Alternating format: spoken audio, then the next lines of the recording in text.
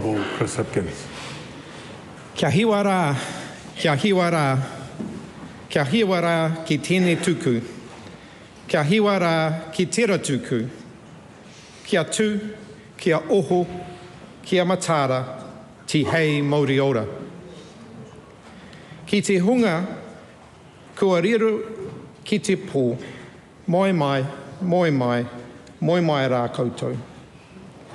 Ki ngā morahu, kua tae mai tēnā koutou. Koutou ngā morahu, I mā taki mai nā, I whakarongo mai nā. Huri noa I te motu, tēnā koutou. He tū whakaiti tēnei, ki te whakapaha atu. Kia koutou ngā morahu, mō ngā tēnei tu kinotanga, ngā tai mahatanga me te mamai, au e taukuri e.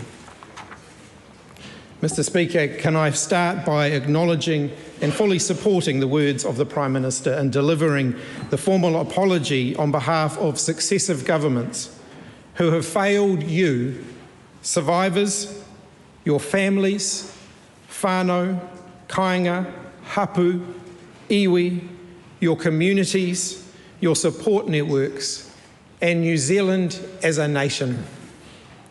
I want to acknowledge all of you, those who are physically here at Parliament today, those who are watching all across the country, those who find it too painful to engage in this process at all, and those who have died before today finally arrived.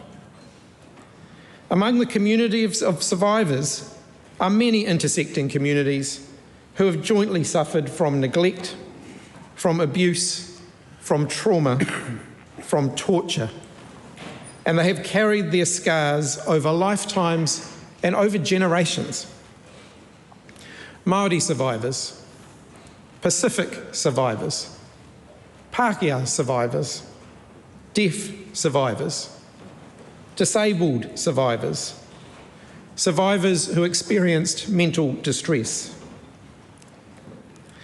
Takatapui, Mahu, Whakasalewa, Palopa, Whawhawhine, Akavaine, Whakaletea, Whakawhawhine, and all rainbow survivors.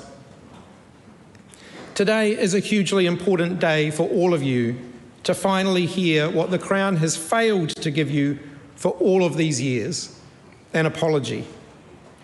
It's a hugely important day for us, the representatives of the Crown and of successive governments, that we finally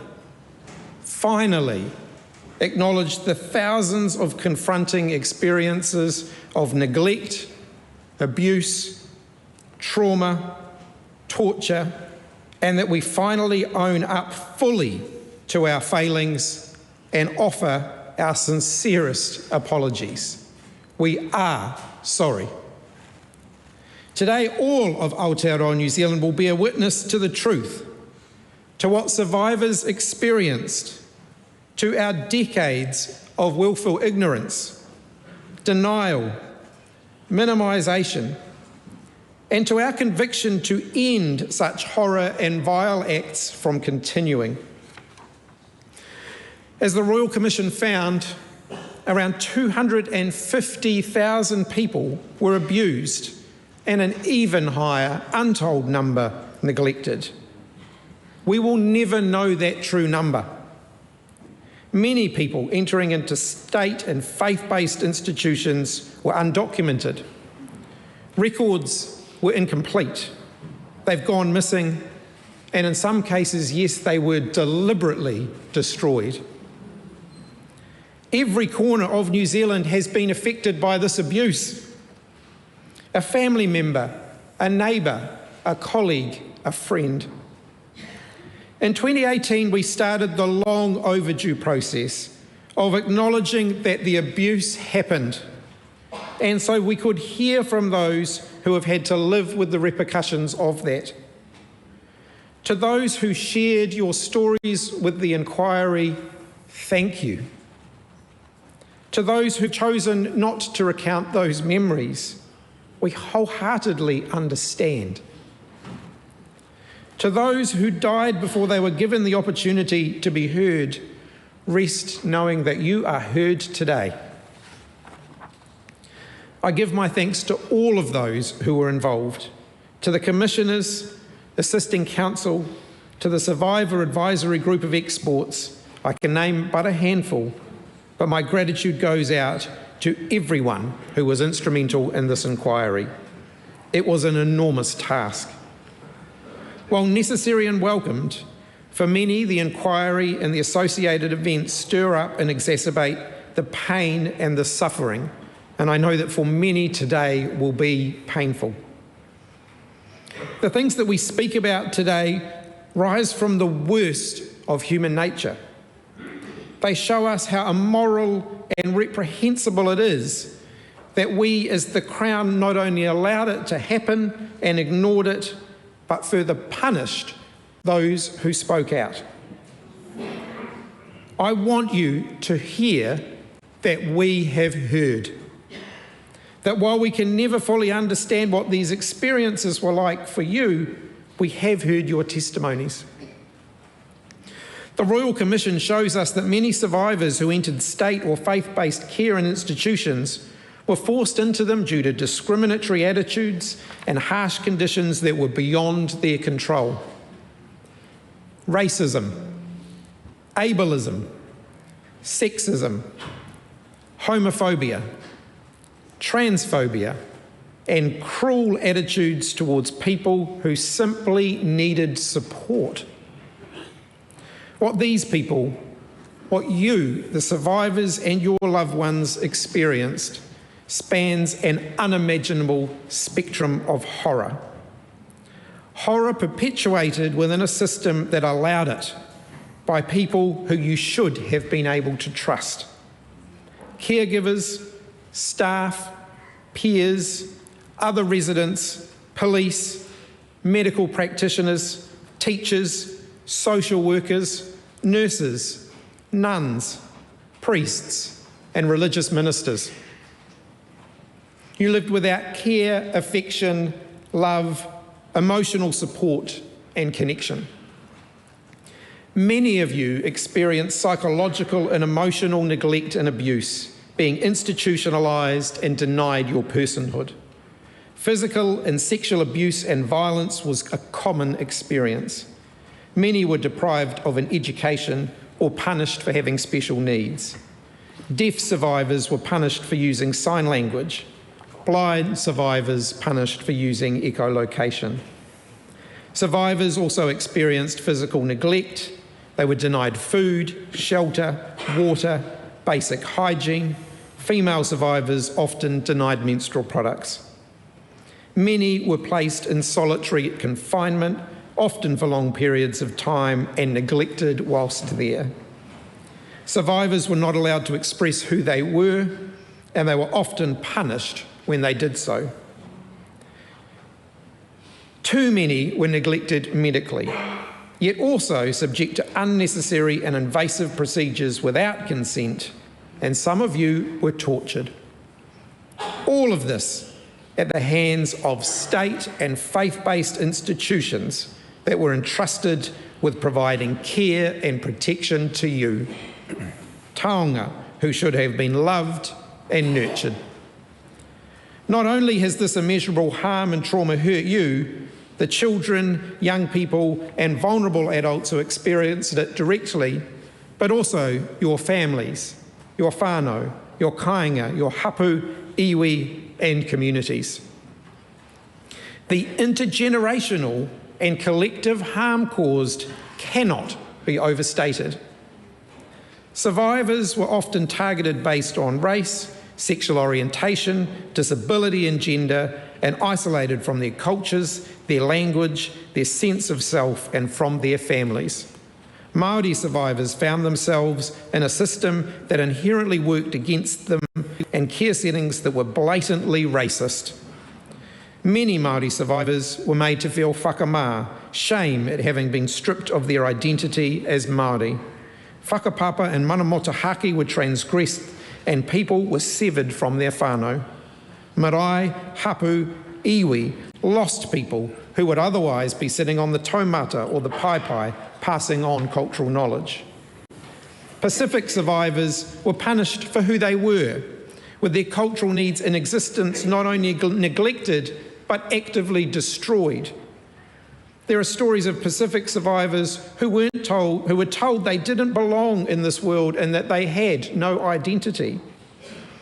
For Pacific survivors, it was not only being actively dislocated from their kāinga communities and church, but also the harm experienced in various institutions that breached the va'a, resulting in shame, isolation, and an inability to fully embrace life.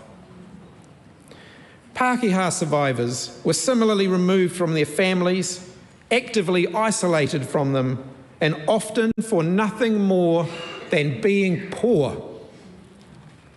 Pākehā survivors have suffered lifelong dislocation and disconnection from family and community. Their identity and mana also diminished. We should never overlook the horrors they endured. Deaf survivors were seen as lesser, forced to communicate only orally. They suffered under ordism and ableist attitudes, and they were punished if they were caught using sign language. Education centres for deaf New Zealanders, like Van Ash College and Kelston School for the Deaf, should have been safe spaces. Instead, they became a hellscape for students where physical and sexual abuse were rife. Students were constantly belittled, others made to feel inferior. Disabled survivors were shut away, stigmatised and devalued for being disabled. They faced all types of abuse and extreme neglect. In their interviews with the inquiry, disabled survivors said that abuse and neglect caused them to lose their sense of self, their personhood, the essence of being human, and connections to their families, communities, culture, and language. Mentally distressed survivors were shut away in institutions and experienced the full spectrum of abuse, neglect, and trauma that were par for the course in these places. Nothing they experienced was therapeutic or addressed their needs. Rainbow survivors were forced into institutions and psychiatric wards engulfed in homophobia, where they were mislabelled with different mental health illnesses. Conversion practices were rife as a means to cure or to fix survivors, including the use of electric shocks. One such institution that used electric shocks and hurt broke and tortured those who passed through their doors. That was the Lake Alice Psychiatric Hospital, a name now synonymous with the experience of trauma and a shameful part of New Zealand's history. The horrors committed there and in similar places remain some of the darkest in our history. Churches and other faith-based entities were also spaces where many suffered.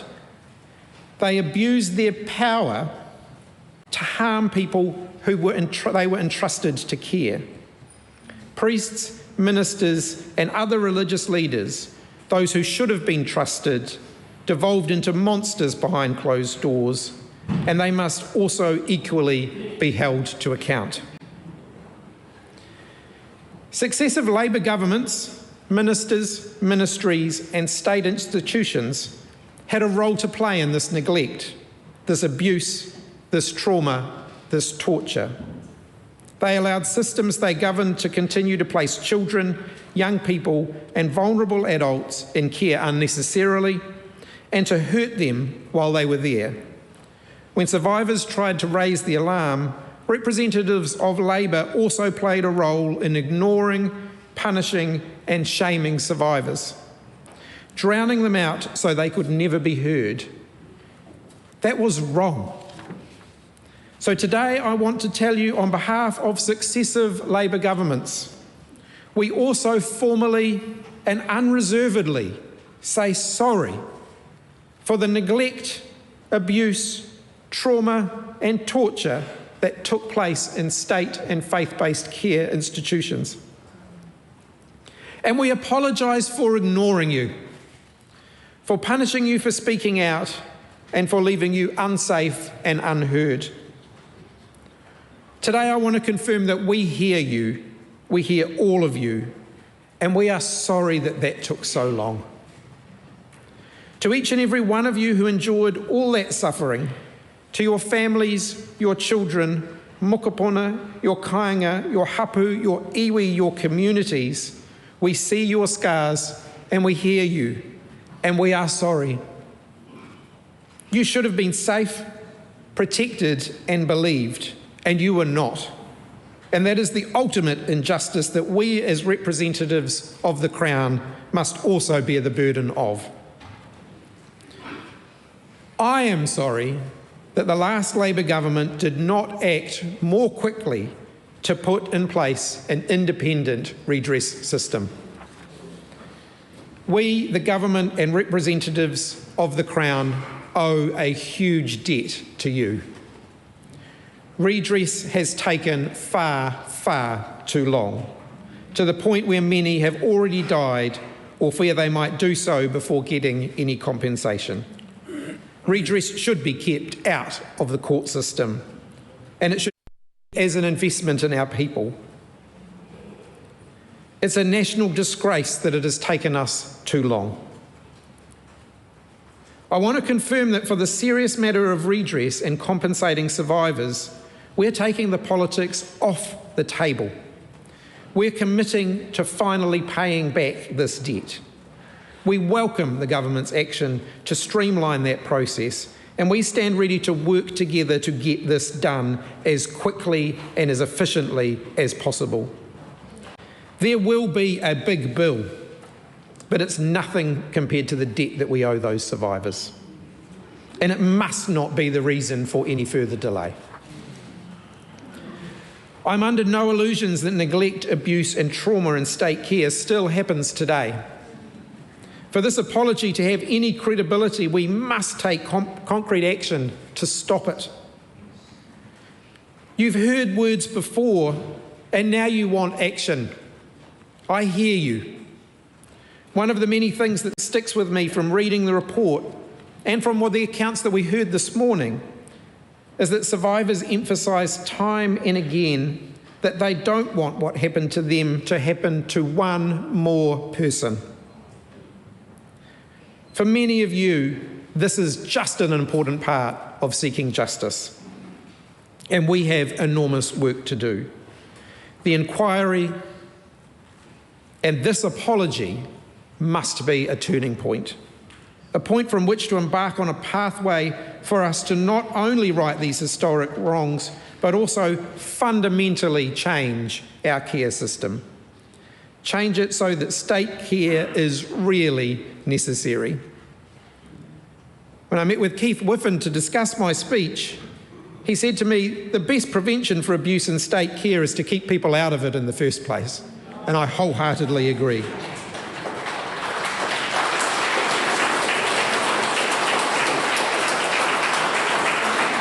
But when people are in care, it should be a safe and warm space for all, as it should always have been. We welcome and support the government's commitment in beginning the work to improve the safeguards for those in state care. There is much work to do, and we must not waste one more day. We also support the government's work to work with local authorities to honour the unmarked graves and to remove the names of proven perpetrators from public places. For the guilty who remain nameless, we encourage the government to ensure that all is done to hold those perpetrators to account.